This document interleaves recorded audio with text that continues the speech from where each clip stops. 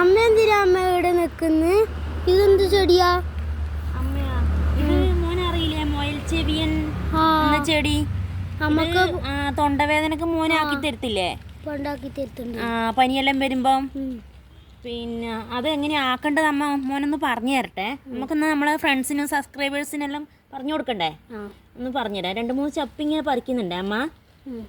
പറിച്ചതിന് ശേഷം ഇങ്ങനെ പിഴിയുക 2-3 ചപ്പുകളൊക്കെ പറിച്ചിട്ട് ഇങ്ങനെ നല്ലോണം വെള്ളം വരുന്ന വിധത്തിൽ പിഴിഞ്ഞ് കണ്ട കിട്ടുന്നില്ലേ? ഉണ്ടാ ഇങ്ങനെ പിഴിഞ്ഞാക്കിയതിന് ശേഷം തൊണ്ടക്ക് രാവിലെയും വൈകുന്നേരം ചെറിയ തൊണ്ടവേദനയാണെങ്കിൽ ഇങ്ങനെ ചെയ്താൽ മതി. നല്ലോണം പഴുത്ത തൊണ്ടവേദനയാണെങ്കിൽ പിന്നെ ഇങ്ങനെ ചെറിയ തൊണ്ടവേദനയാണെങ്കിൽ ഇങ്ങനെ ചെയ്താൽ മതി.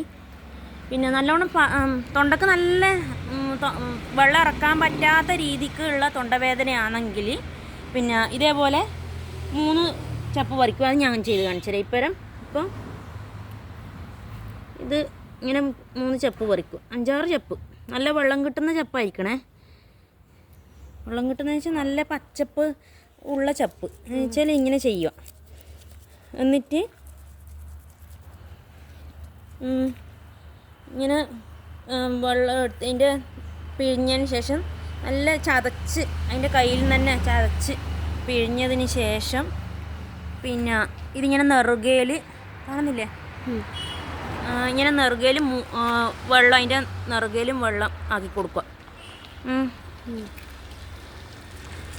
അത് രാവിലെ പുലർച്ചയ്ക്ക് രാവിലെ പിന്നെ ഒരു 4:30 ടൈമിനാണ് ചെയ്യേണ്ടത്. 4:30 സമയത്ത് പുലർച്ചെ 4:30 സമയത്ത് ഇതിന് കിട്ടുന്ന എത്രയാണെന്നോ ആ വെള്ളം ഒരു 3 ഉള്ളിയോ 4 ഉള്ളിയോ എത്രയാണെന്ന് ചോദിച്ചാൽ അത് ഇവിടെ നെറുകയിലാക്കിയിട്ട് തല കുളിക്കാൻ പാടില്ല. ആ 3 ദിവസം ആക്കണം. രാവിലെ പുലർച്ചെ 4:30ക്ക് ടൈം ഒരു 6 മണിക്ക് മുന്നേ പിന്നെ 4:30ക്ക് 4:30യും 6-നും അടക്കമായിട്ട് ചെയ്താൽ മതി.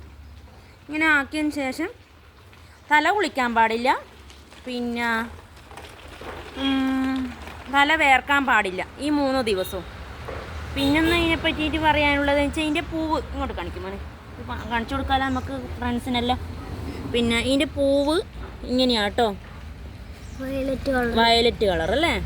അതിൻ്റെ വിത്ത് ഇതാ ഇങ്ങനെ കാണിച്ചു കൊടുക്കുമോനെ ഉണ്ടോ? വിത്ത് ഈ പൂ വിരിഞ്ഞ് വിത്ത് നല്ല പാറി മറ്റു ചെടിയായി വരുന്നു.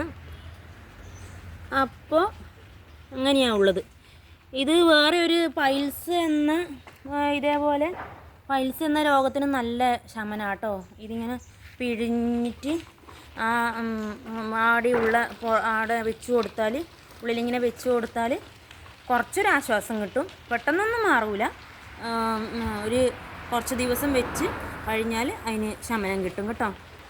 എന്നാൽ പിന്നെ അടുത്ത വീഡിയോയിൽ കാണുന്നത് വരെ ടാറ്റാ ബൈ ബൈ. സബ്സ്ക്രൈബ് ചെയ്യണേ, ഷെയർ ചെയ്യണേ. ഓക്കേ.